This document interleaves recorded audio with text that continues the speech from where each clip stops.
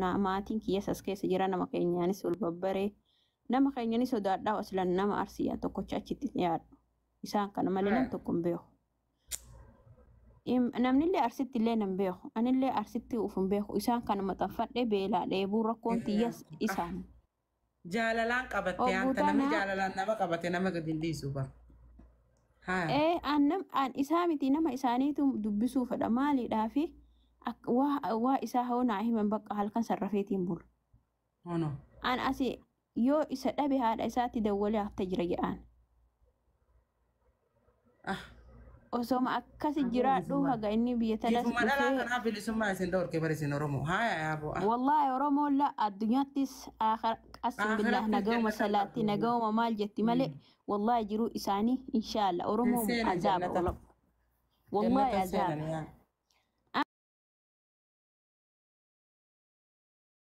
Amma osoo akkasi jiru haga inni dhufees nama keenya as keessa jiru kana dhukadhee isaanii jaraan warra keenya wajji dubbatutti hin jiru jaan maal naa baasan kan keeti malee kennaa miti naan jaan warra maatiin keenya guutuu faamiliin kiyya guutuun inni kan keeti malee kennaa miti naan jaan diigaltee an kiyyuma jeetiin fudhadha kaamee isaan dhaqashii. Isa dheettanii jaalattaa dhiisuu hin dandeessu. والله الكنتك أنا هالكنتك كاميتي سأنتك أناف باتي. نعم. وي والله العظيم وأنا ما جاء. أسمع كاسيتين جراد. أسمع كاسيت جراد. قاف كاني أما سي كورونا داف باتي تك أمتا تك هفتي أمتا تك دور كورونا أماتي يا أمتا. أنا ما كاسي جدو سني. jiru haat abbas kute haati tiyas duute hin dhagahamame haati tiyas duute shabakaa isin qabe haati tiyas duute abbaan tiyas duute amma obboleewwan xixiqqoota barattu malee Haasa'aa. Amma ani haati tiyas duute abbaan kiyyas du'e ani obboleewwan kiyya kanarra gugurdaatiif kanarra xixiqqaa malee hoomattuun hafne. Haati biddeena tiyya tana guddiftellee duute anama obboleewwan nuti obboleewwan malee mana lachittuu homaa walitti hin hafne.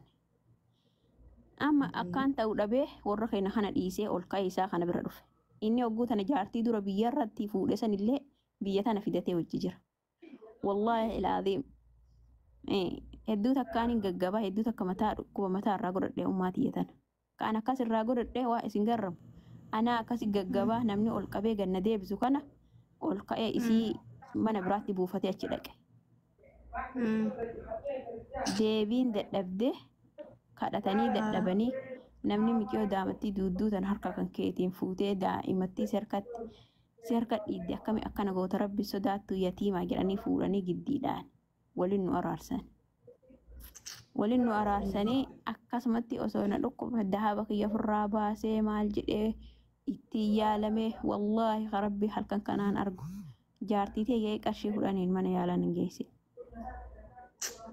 An akkasii yaalamee irra dabree gaafa kaan nuti wali hafne arra abbaa fi haati wali hafte eenyuree nu qofa. Eefa biyya tanaa jiraadhee ofirra dhaabbadhee obboleewwan kiyya kana biyya barsiisuu eegale.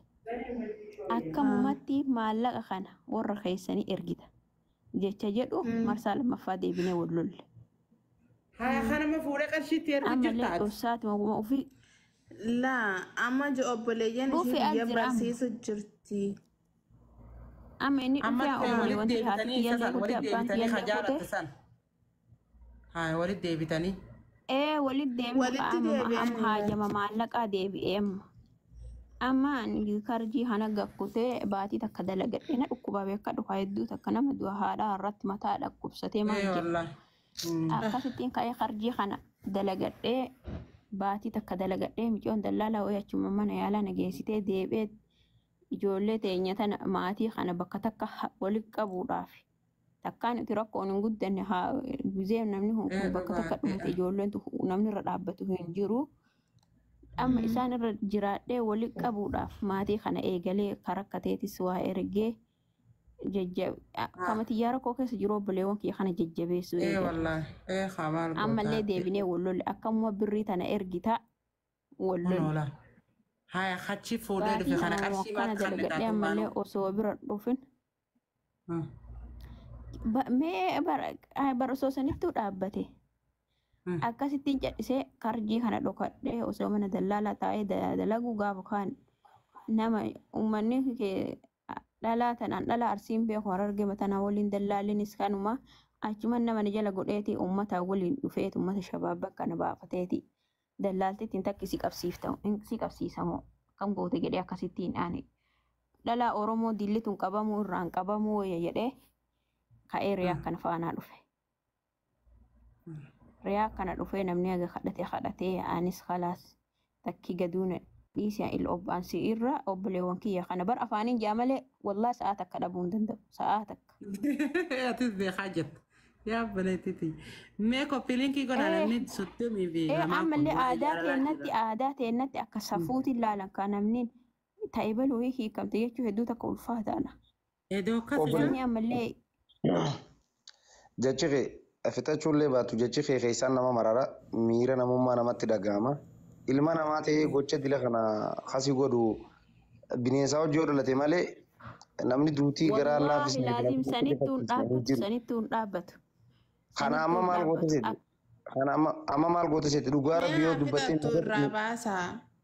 dhiisi raamisha waa'een isii onnee nama butaatiin namni namaa waliin dhalate namni namaa waliin dhalate Effadhu dhagaye haadhe. namni namaa waliin dhalate namni namaa wajjin dhalatee haadharraa dhalate qabu gama tokko miira gammachuu gama tokko miira gaddaa keessa nama itti miciyoon tun akka ati yaadde garuu siif haa ta'u inni ammoo nama ta'ee baati sagalee dhalatee gocha dila kana nama godheetiin ichi keessa jiraadha yoo jedhe dhiirtinis keessaa olii dhiiraa jira jai keessa sirraa dhorkuus rabbiinis ni jira garuu waan fadhe yoo ta'e garaa murannoo qabne diina abbaati jan duhaadhaati ala wanni nama madeessaan jirtu.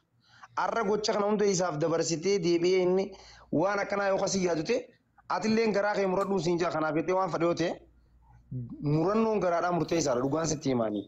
Maaliif kana booda lubbuuteetiin wareegama. jirta meedhaa abbaa akira gaafanna akira mee hojii jirtanii Amma akkasittiin karjii kanaan fidee amma seensaa koronaan seenu jira jaansan riyaa akkana dhufee osoo namni hundi akkasin na eegu ka'ee dhokadheetuma dalagaa wayii deemee dalagaa isaa irraa arabaa gollolee namni keenya hundi na dheesse kaasii isarraa haftu naan jedhan namni na taqabbalu hin jiru.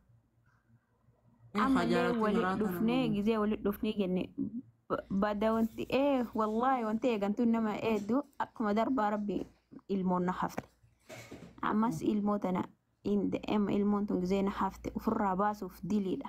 Nama itti dhiyaadhee waan kana wajji mari'adhu hin qabu. Jala ilmoo haraamii miti hin dalagee itti dhiise.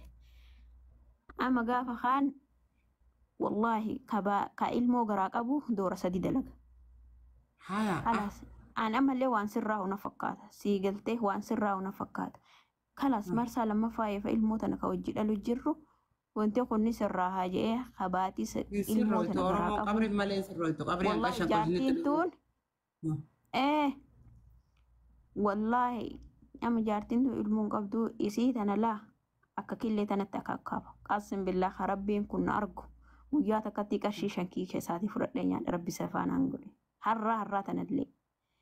Amma akkasittiin ka'ee dalagee osuma maal jedhu amma walitti deebine jennee manallee kareeffannee maallaqa waan dalagees itti kennee amma anaa garaa qabduu beekadhu qarshii 9,000 biyya erge. Eefuma ergee ka'ee naa hime.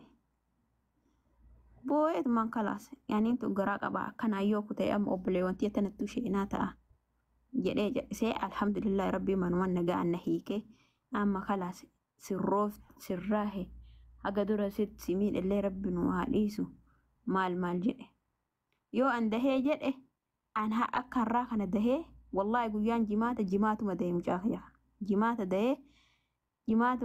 dahee sanbatti xiqqaa ganamaaf dalagaadhaaf qote na bira ana akkasi jirtu.